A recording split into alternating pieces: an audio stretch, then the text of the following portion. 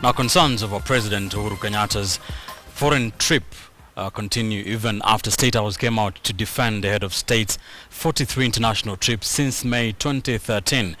Some analysts insist that even though the trips may have been warranted, some contained too many delegates who traveled at the expense of the Kenyan taxpayer.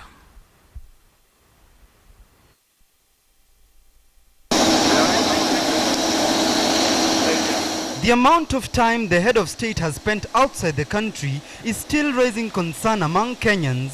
This even as State House today released details of the foreign trips made by Uhuru since he became president back in 2013.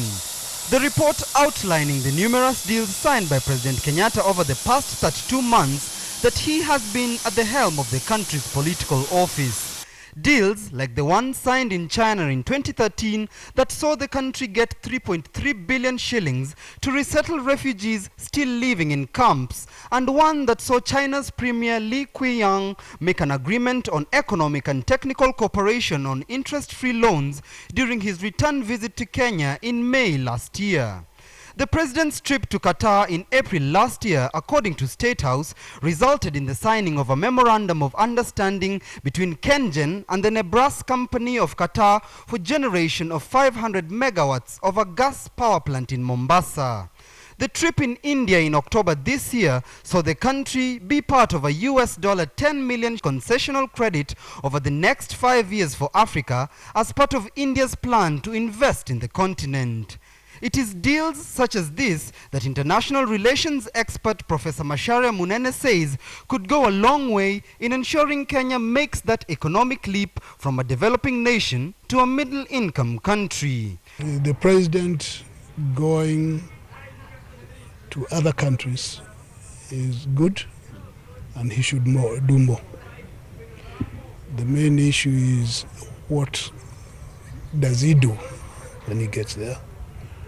And what are the short-term and long-term benefits?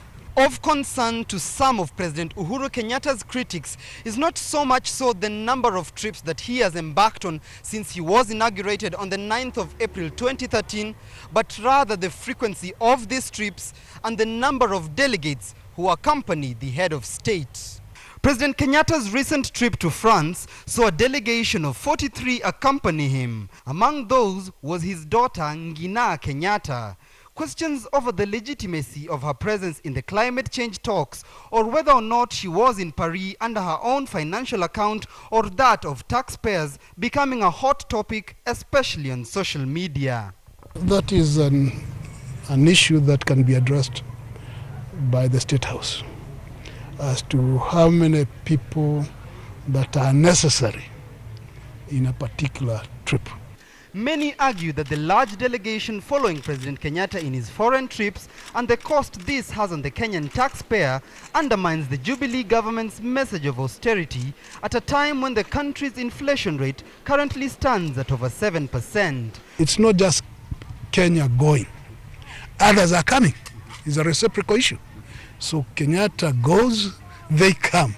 And when you balance up, you can see there is a reciprocal relationship which is mutually beneficial.